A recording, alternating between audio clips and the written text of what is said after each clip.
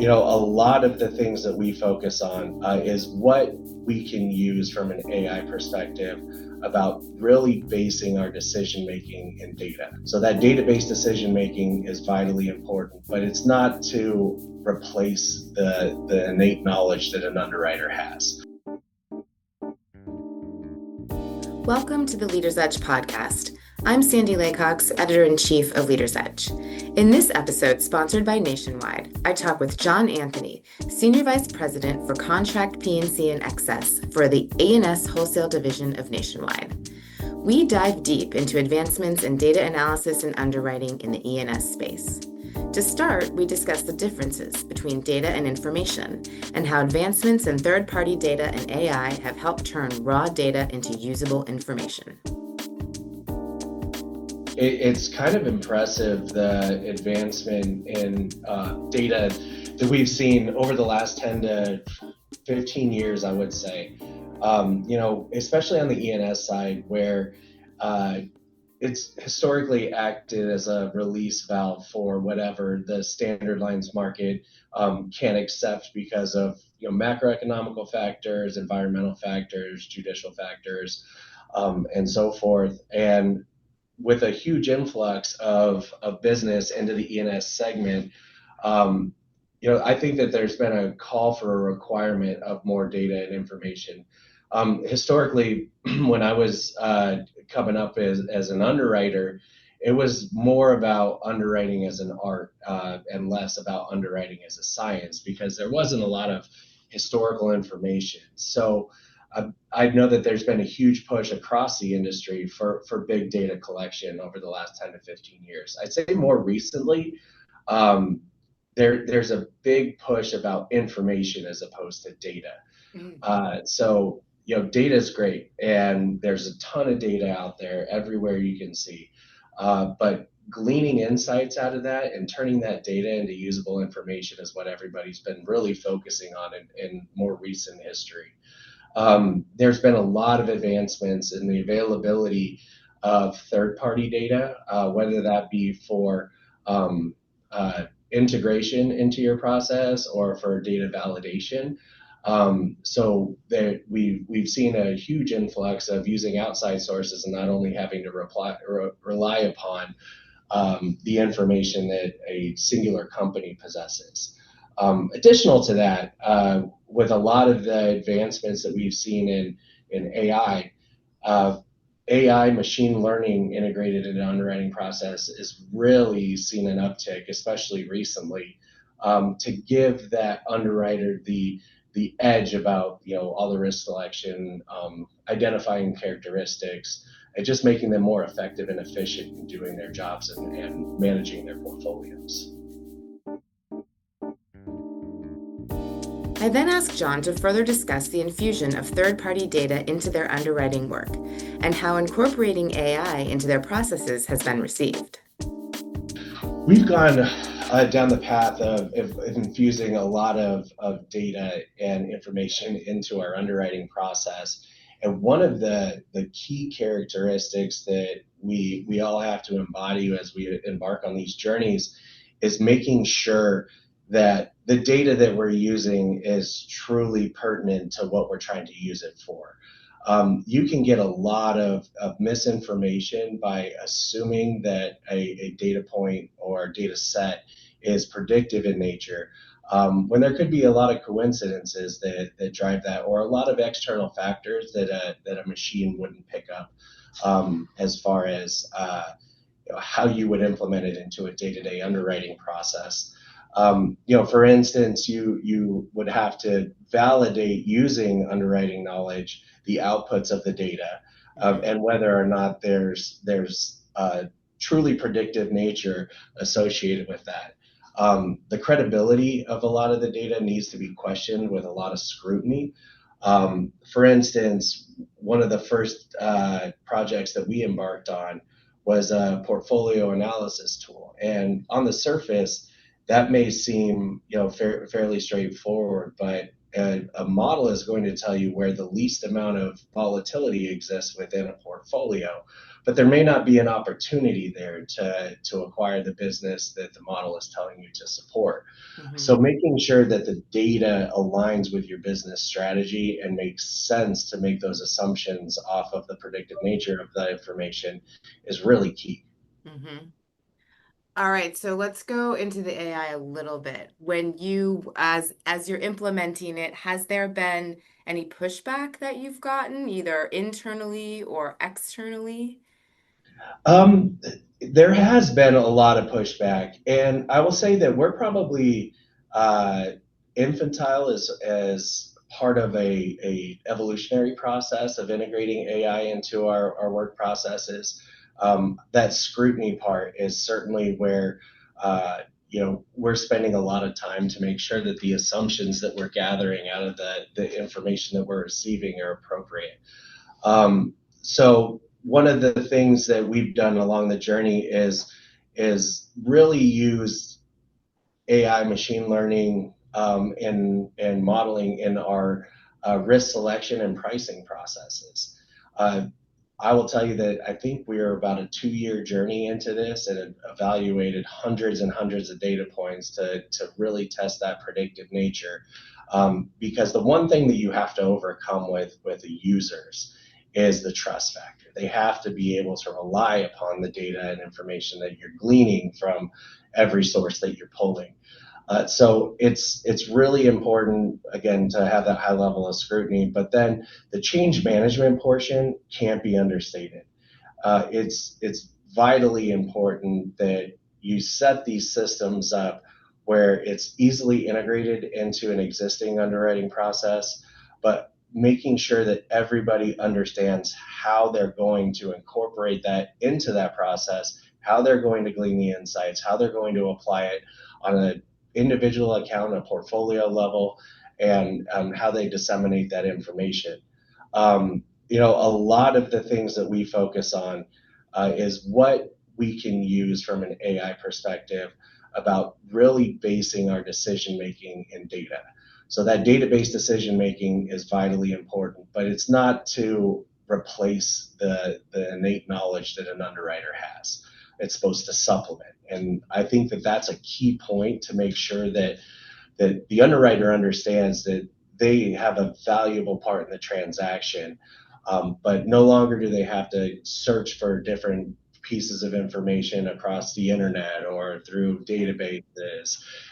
They're able to have everything right at their fingertips to inform their decision making, as opposed to relying solely on that piece of information to make the decision for them. It really gives us a lot more than just database decision making too. We have early trend identification where we may not be able to see something that permeates through our portfolio as quickly as one of these machine learning programs or models will be able to predict.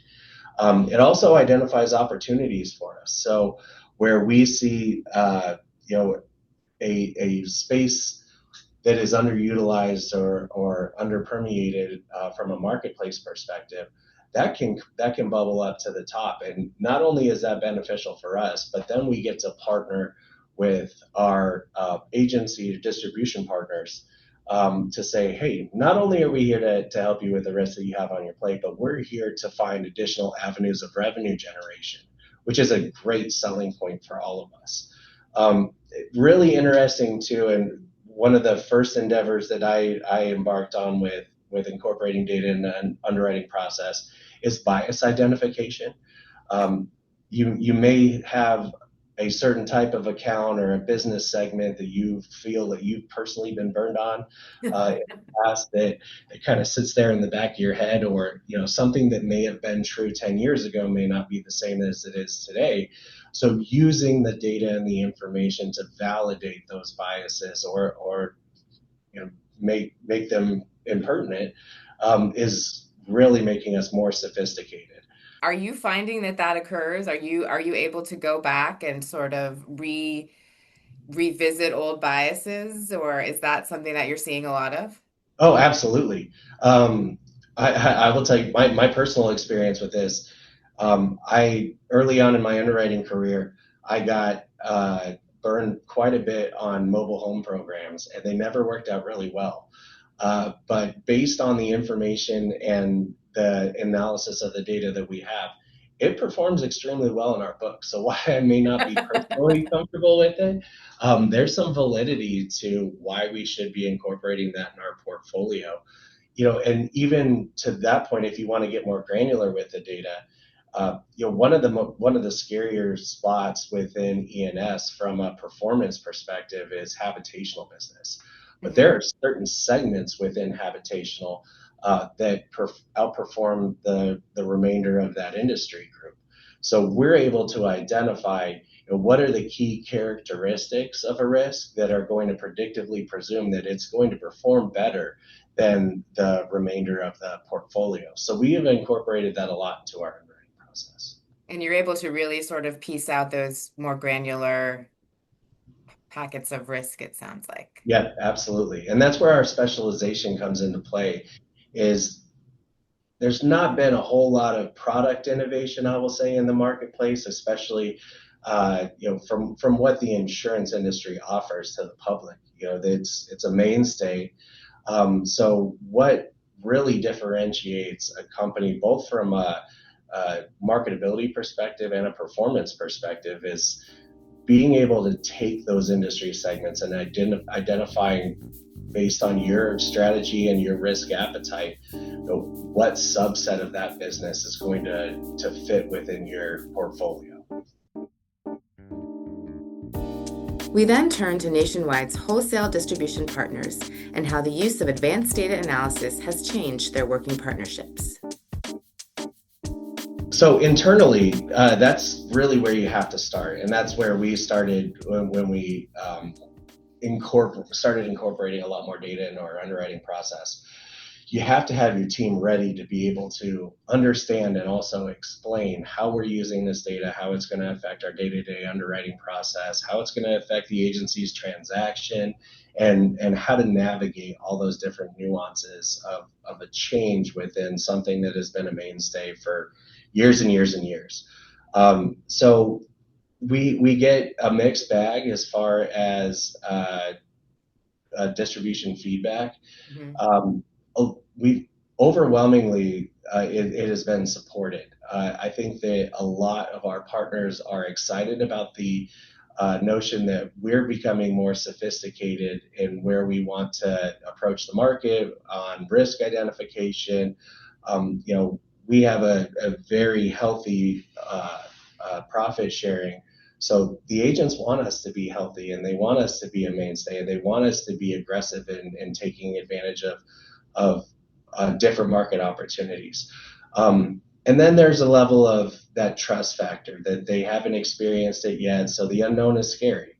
But overwhelmingly, I think that we can get everybody on board with a healthy level of communication and with minimal disruption. I think that the minimal disruption is how you evolve with the incorporation of data. If you do a complete and total change right out of the gate, it's going to be a harder uptake for support and adoption.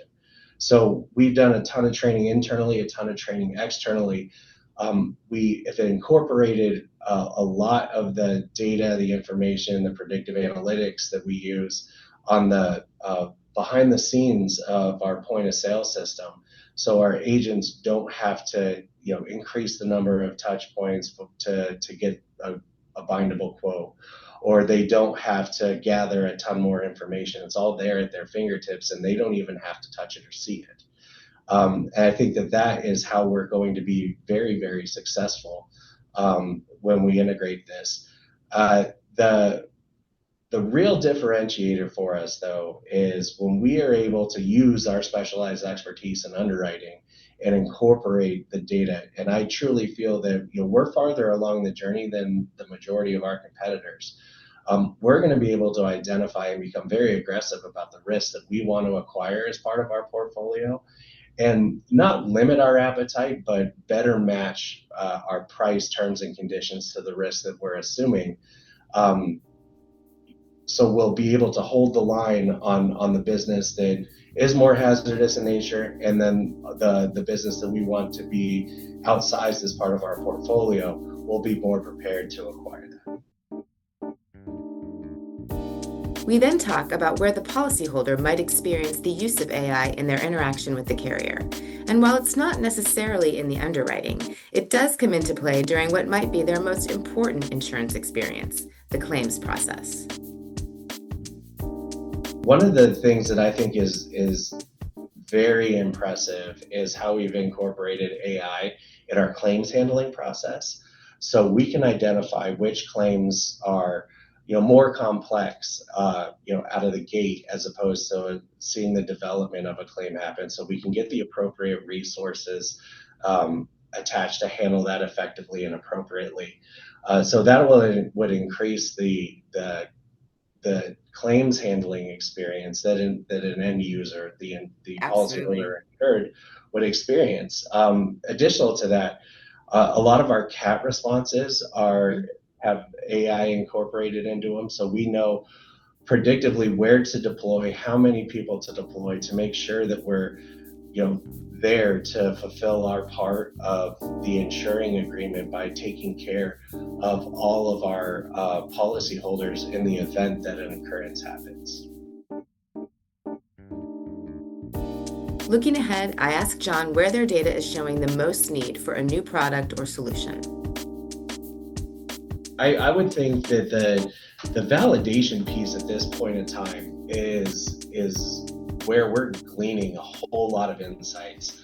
So when you look at relying upon an insurance agent, retail insurance agent, or an insured to value their buildings, or to determine whether or not they're in a peril specific driven area, or if they're within a threshold of updates, years built, whatever risk characteristics, the more that we can incorporate accurate data into that selection process and not rely upon folks that aren't necessarily experts in that area, the more concise and clear information that we get, and we can make better underwriting decisions, which means we can match that risk to rate better. So we can be more competitive in some of the spaces that, if we were looking at portfolio size industry segments, we couldn't differentiate. So getting those data points validated is extremely important. I'll tell you, the pricing sophistication is where we're leaning the most heavily into. We've incorporated a lot of secondary factors, which are supplementary to what we've included as part of our underwriting process. So factors that we hadn't been considering before, that are more predictive in nature, that tell us whether or not it has a higher penchant for a loss or not. That also leans into where we're trying to drive into primary risk rating factors, where we can really differentiate based on the individual characteristics of a single account and really make sure that we're assigning the right risk. And one of the funny things about insurance is we charge a price for something without knowing how much it's going to cost.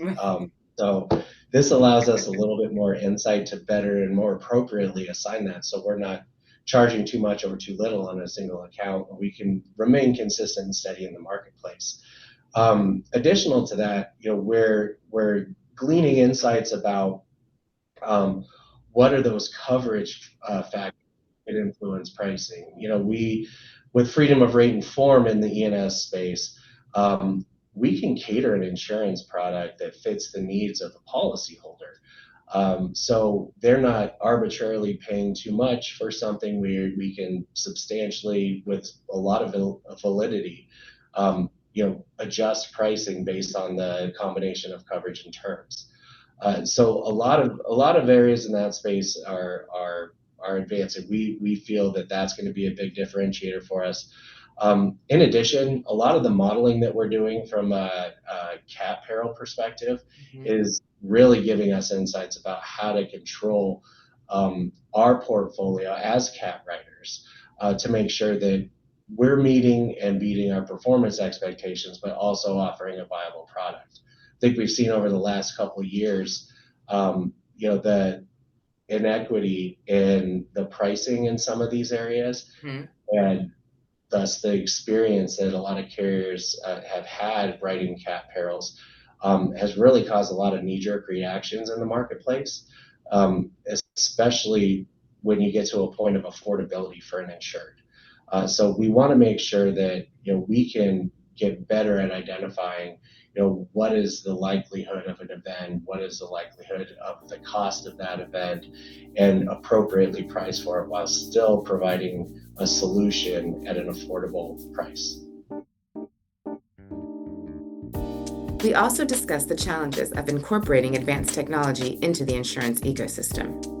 I think one of the hardest challenges that we face with incorporating data and trust is when you aggregate a lot of this information and incorporate it into your underwriting process, intuitively it may not make sense. So you might have external factors that would make two seemingly identical risks be very, very different. Whether that be identification of a bunch of characteristics of the ownership team of those two separate risks, how they run their business, what their experience has been in the past, and how that kind of flows through as a predictive nature for how a risk is going to perform, as well as kind of seeing what the subtle nuances are between all of the primary risk characteristics, whether it be the age of a building or the distance to a coastline or how far someone travels to work or how many locations that they have. It's sometimes the aggregation of all those data points, because it's not one that's going to drive the output of a lot of our models. It's going to be the aggregation of everything. So to really pick and choose to see which are the factors that are driving everything is kind of hard to isolate. So getting people to understand that, hey, this is an aggregation of data as opposed to a single data point that is driving the positive or negative experience with a risk is sometimes hard to get people to understand. Yeah, I would say, especially when you talk about how it used to be just very much an art form where you kind of were relying on your knowledge and instinct, and to sort of say, okay, it goes against my gut, but I have to trust the data. That's definitely got to be challenging, at least at first.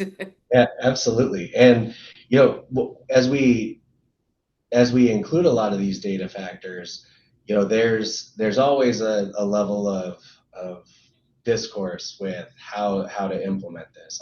For instance, we've tightened up our guidelines and requirements for risk acceptability for building age and updates. And so we said that if a building is older than 25 years or hasn't been updated in the last 25 years, that we have an underwriter look at that, and pricing reflects how that looks. We get a lot of arguments from distribution partners that 25 years is too soon and that 30 is a better number. But the granularity of the data, we need to be able to discern from a large portion of this business is how much is the opportunity from years 26 to 30? Does it perform as well as 25 and under? And what is our opportunity to go into that space and acquire that business? And so having that information to be able to drive your decisions, it's very hard to get to when you talk about macro level data versus that micro level data. Yeah. The granularity is significantly important, but even at that point, you can't go down too far, because then you're carving out too small of a piece where your credibility gets a little bit questioned as well. Finally, I ask, what's next in Nationwide's data journey? So I think that we're going to continue down the journey of increased usage of our predictive modeling. We see a lot of value in incorporating that into our process, but that means that we got to explore other avenues. And there's so many out there that you got to place your bets on the ones that you think are going to generate the best returns. So a lot of exploratory work with a lot of the data points, a lot of the modeling activities. We need to collect more data and integrate that into our process as well.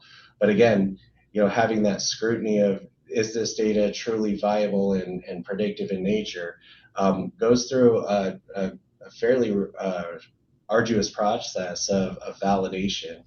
And then really getting to the point where we have credible but granular enough data that we can go to market and give a viable product. But ideally, what we'd like to supplement our internal processes with is a better customer experience. So in an idealistic world, we would love to be able to automate everything but the handshake.